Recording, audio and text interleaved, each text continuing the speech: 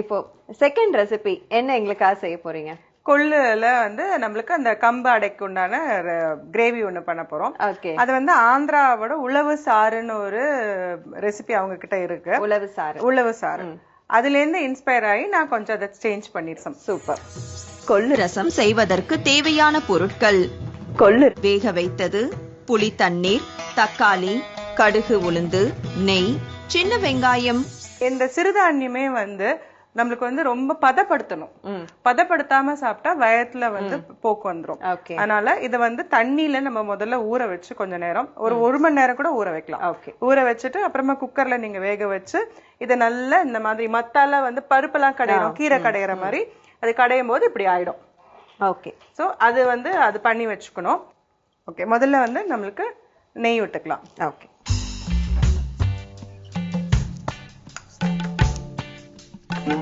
இந்த ஆந்திரா ரெசிபி நீங்க எப்படி எங்க கத்துக்கிட்டீங்க மேம்? எனக்கு வந்து விஜயவாடால ஒரு ஃப்ரெண்ட் உண்டு. அவங்க வீட்டுக்கு போயிருக்கும் போது அவங்க வீட்டுல சாப்பிட்டது. ஓகே. யாரும் கீழே இருக்கிற டெனன்ட் ஆட்சியா இருந்துடக்கூடாது, இல்ல ஆந்திராக்கு எங்கேயும் வந்து கெஸ்டா போனா அங்க வந்து நல்ல குக்கிங் யாரும் செஞ்சிடக்கூடாது. உடனே நம்ம மேம் வந்துட்டு போய் அது என்னன்னு கண்டுபிடிக்கிறது. அடுத்தபடியா சென்னை வரும்போதே டிராவலிங்ல நீங்க யோசிச்சு புதுசா ஒன்னு ரெடி பண்ணிட்டு வந்துருவாங்க. நான் இப்ப லே போயிருந்தேன். அப்ப அங்க லேல போன போது அங்க வந்து துப்பா அப்படின்னு ஒரு டிஷ் அவங்களுக்கு உண்டு. அது வெஜிடேரியன். அங்க லேல பாத்தீங்கன்னா நிறைய வந்து புத்திஸ்ட் இருக்கிறதுனால வெஜிடேரியன்ஸ்க்கு பஞ்சமே இல்ல. வெஜிடேரியன் ரெசிபிஸ் நிறைய இருக்கும். அவங்க வந்து துப்பான்னு ஒண்ணு பண்ணி அவங்க கொடுத்தாங்க. அது அப்ப மைண்ட்ல ஓடிட்டு இருக்கு, எப்படி நம்ம வந்து அதை வந்து சவுத் இந்தியன் ரெசிபியா மாத்துறது. ஐ திங்க் அடுத்தது நமக்கு அடுத்த ஷோஸ்ல எல்லாம் துப்பாக்கான ஆல்டர்னேட் வந்துரும். ஓகே. நெய் காஞ்சிருச்சா? இப்ப கடுகு போடலாம். ஓகே.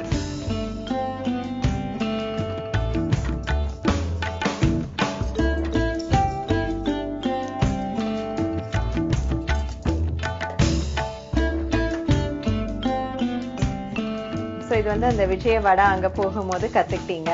அதுக்கப்புறம் இதுக்கான மாத்து ரெசிபி எப்படி உங்களுக்கு வந்து? இதுல வந்து மாத்தினதுன்னு பாத்தீங்கன்னா நான் வந்து ஆட் பண்றது வந்து சின்ன வெங்காயம். ஓகே.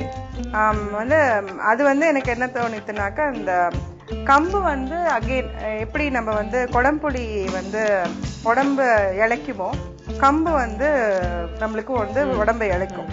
அது வந்து ஆனா சூடு தண்ணி. ஆமா. அப்ப அது சூடு வந்து கொடுக்கும்போது அதுக்கு வந்து நம்ம வந்து வேற ஏதாவது தயிர் போடலாம், இல்ல மோரா போடலாம்னு பார்த்தா அது டேஸ்ட் வந்து மேட்ச் ஆகல.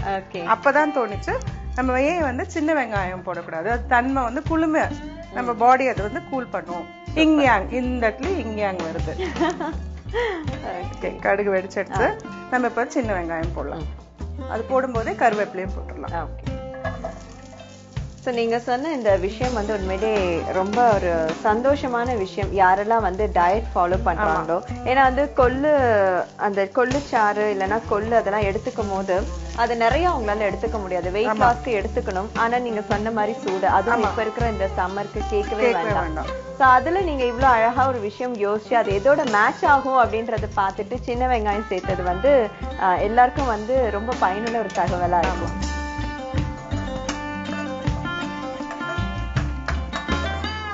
சின்ன வெங்காயம் ஆல்ரெடி நல்லா வதங்க அதனுடைய ஃபிளேவர் இருக்கு. ஆமா. சோ நெய்யோட சேர்ந்து இப்போ வந்து ஸ்ரீபாலா வந்து வதக்குறாங்க. எப்போ ரெசிபி முடியும்னு காத்துட்டு இருக்கேன். இப்போ இந்த வெங்காயம் வந்து நெய்ல வேற வதங்குது. இப்ப மிளகு வேற போட போறோம். ஓகே. அப்ப எப்படி இருக்கும் யோசிச்சு பாருங்க. கண்டிப்பா. இதுக்கு காரமே நம்ம வந்து மிளகு காரம் தான் போட போறோம். நல்லா அந்த வதங்கிடுச்சு. நம்ம இப்ப தக்காளி போடுறோம். ஓகே.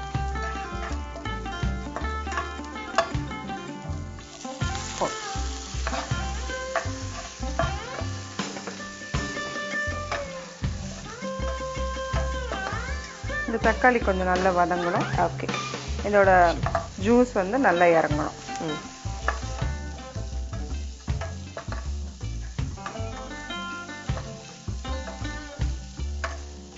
நீங்க இந்த மாதிரி ஒரு ஆல்ரெடி இருக்கக்கூடிய அந்தந்த ஊருக்கே ஸ்பெஷலா இருக்கக்கூடிய ரெசிபிஸ்ல இருந்து மாத்தி நீங்க யோசிச்சு ஒரு காம்போ நீங்க வந்து ரெடி பண்ணுவீங்க.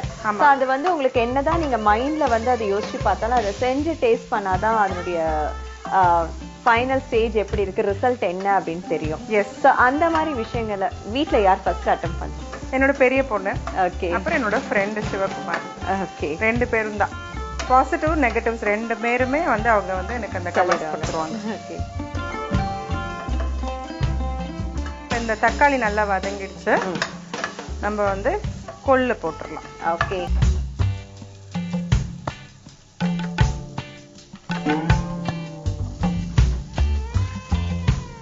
இதையும் ஒரு நல்ல ஒரு வதக்கிட்டு இந்த தக்காளி வெங்காயத்தோட அந்த எசன்ஸ் வந்து இதுலயும் இறங்குற மாதிரி ஓகே கொஞ்சம் வதக்கிட்டு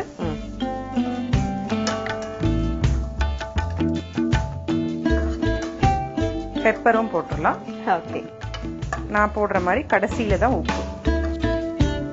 இந்த காரமே வந்து பெப்பரோட காரம் தான். ஓகே. ஸோ வெங்காயம் பிளஸ் பெப்பர் ரெண்டும் வந்து குளுமை. பெப்பர் நிறைய பேர் நினைப்பீங்க காரம்னு.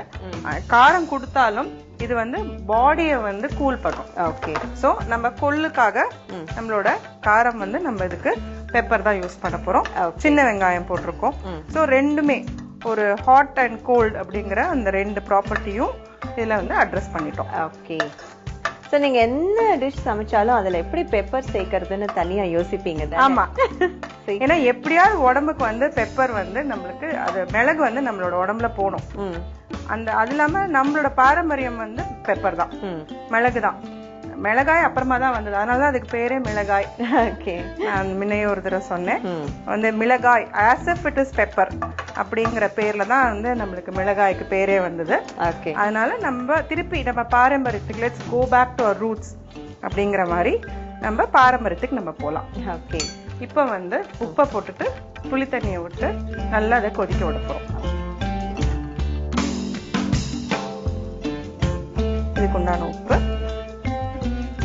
ஸ்ரீபால் அவங்க எப்பவுமே சொல்ற மாதிரி ஃபைனல் ஸ்டேஜ் எல்லாம் என்னெல்லாம் வதக்கணுமோ எல்லாம் வதக்கி முடிக்கிற டைம்ல நம்ம வந்து உப்பு சேர்க்கணும்னு சொல்லியிருக்காங்க. ஸோ அதைப்படி தேவையான அளவு உப்பும் ஆட் பண்ணிட்டாங்க.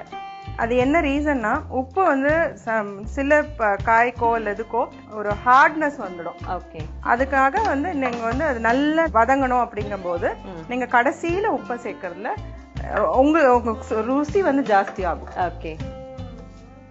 இப்ப புளி தண்ணி ஊத்தலாம். ரொம்ப கம்மியா போறோம். ஒரு அதுக்குண்டான ஒரு புளிப்பு வேணுங்கிறதுக்காக தான் நம்ம அது பண்றோம். ஓகே.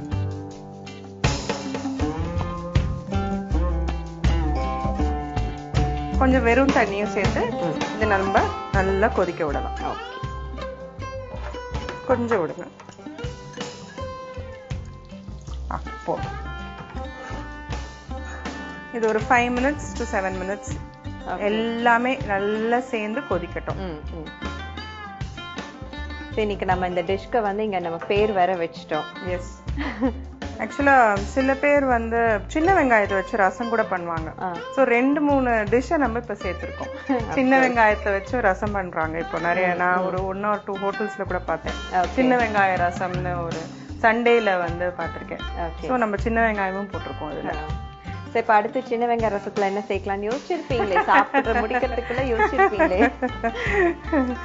நம்ம அடுத்த எபிசோட்ல அதை பத்தி பேசலாம். ஓகே. ஓகே. இப்ப நல்லா கொதிச்சுட்டு கொதிக்க அந்த மனம் பெப்பரோட மிளகோட மனம் வந்து உங்களுக்கு நல்லா தூக்கும். இப்ப வந்து உங்களுக்கு வேணும்னா ஒரு கொஞ்சம் நெய் விடலாம். இல்ல வந்து ஆரோக்கியம் வேண்டாம் எங்களுக்கு ஃபேட் அப்படின்னாங்கன்னா நெய் வேண்டாம். எனக்கு நெய் ரொம்ப பிடிக்கும். சோ நம்ம ஒரு டிராப் நெய் விடலாம். மேலாப்புல நெய் வந்து விட்டோம்னா அதோட ருசியே தனி. சோ நெய்யும் போட்டுட்டோம். ஓகே. கம்பு ரசம் ரெடி. இதை வந்து சாதத்தோட சாப்பிடும்போது இது வந்து ரசமாவும், நம்ம வந்து கம்பு அடையா சாப்பிடும்போது அதுக்கு உண்டான ஒரு சைட் டிஷ்ஷாவும் யூஸ் பண்ணிக்கலாம். ஓகே. ஸோ ஆரோக்கியமான கம்பு ரசம் நமக்காக செய்து கொடுத்துட்டாங்க. நீங்க இப்ப டேஸ்ட் பண்ண போறீங்க.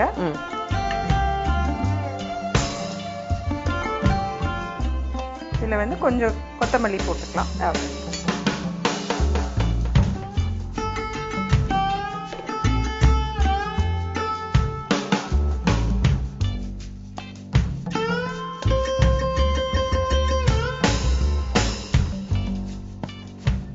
தேங்க்யூ. நல்ல மனமான கொள்ளு ரசம் ரெடி பண்ணி கொடுத்துட்டாங்க. இப்ப இதனுடைய சுவை எப்படி இருக்குன்னு பார்க்கலாம்.